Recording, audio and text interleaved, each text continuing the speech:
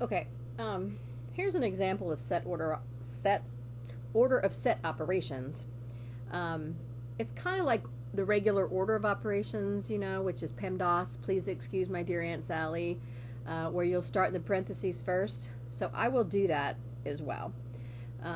There's two sets of parentheses, so I'm going to start with this set right here. Okay, it does not like my highlighter. Go with red. I'm going to start with the A union with B.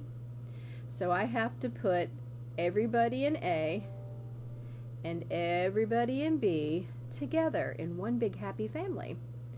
And so I've got 1, 3, 4, 5, 8, 1, 2, 4, 7, and 8.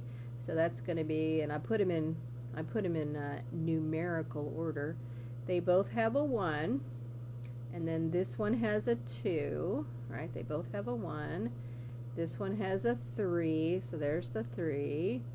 They both have a 4. This one has a 5. This one has a 7. And they both have an 8. Okay? So that's A union B. But then they put the complement on that, right? Sorry. They put the complement. Oh, I can't highlight it. They put the complement on that.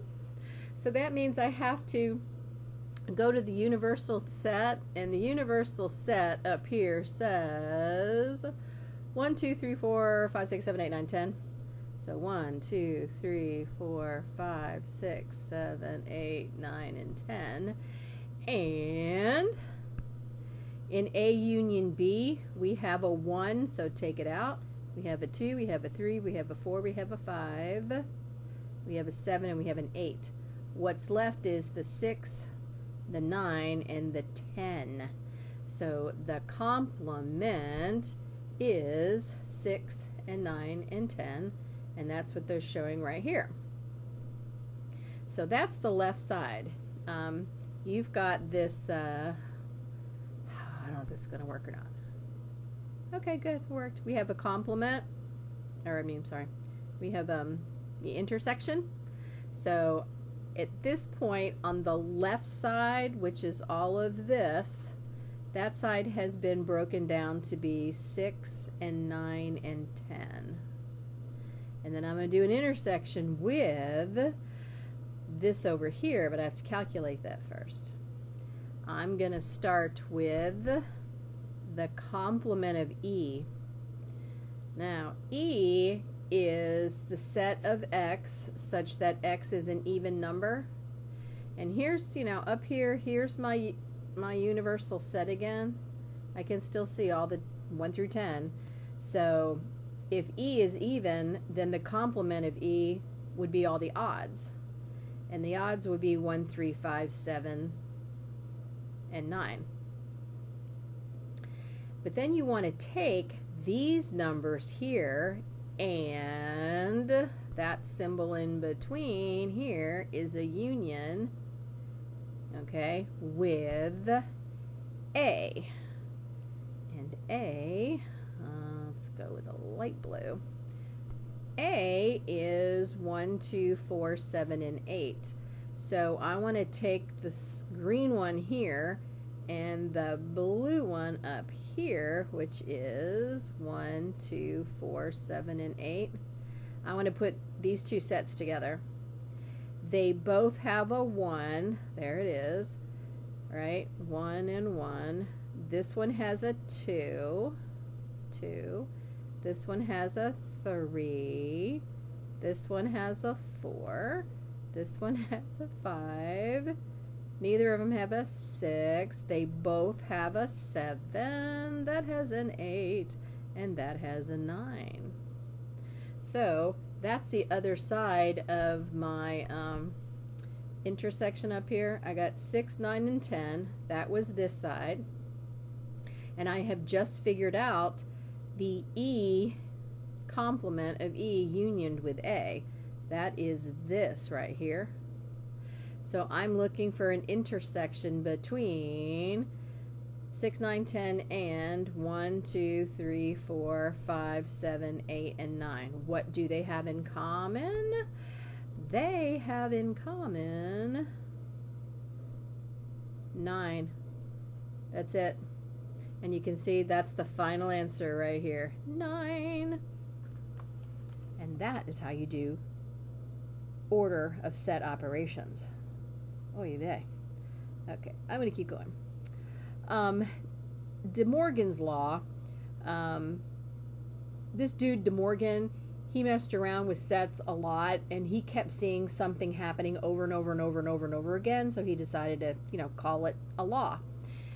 And that law says, if you take A union B and then do the complement, it's the same thing as doing the complements first and then doing an intersection.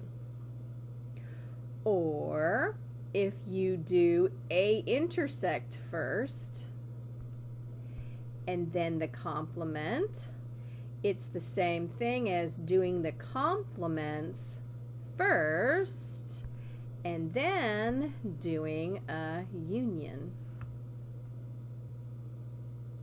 You'll get the same result every single time. And then the last thing I talk about here is the cardinal number of the union of two sets. Okay, if I have A union B, and most of the time, like as a teacher, I never have an intersection between two students or two classes. So if I take the cardinal number of one class and add it to the cardinal number of another class, that's my union. And like right now, I have an M129 class that has 22 students in it. Actually, that would be the cardinal number. So the cardinal number of class A is 22. And then I have another class, class B, which is also 22. And if I add those together, if I do the cardinal number of A union B, you're just adding cardinal number of A plus the cardinal number of B. So I would just add these together and get, I don't know why I wrote a 2, 44. But a couple of semesters ago, I had an M118. So I had a, let's say, cardinal number of class C. It had, let's say, 20 in it. And I had another class D that had 15 in it. But I had one student in both classes. So I would still add the 20 plus the 15. But when I got 35, that 35 counted that one student twice. So I'd have to go in and subtract out the intersection. And that's what they're trying to say right here. If there is any intersection between your two sets, you have to, you have to subtract it out. Otherwise, you're going to count it twice. And we don't want to do that. And then the last thing, oh, this is just a picture.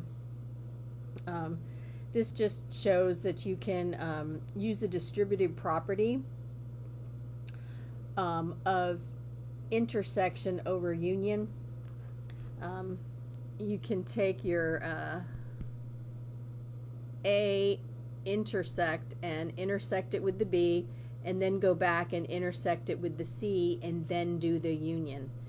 Here they're showing the distributing. Take A intersect B, and this is A intersect B, A intersect C, and then do the union in between. That's all they're trying to show you there. And I am almost out of time. Okay, so the next slide is going to be where I start to do my math lab examples. So new video for that.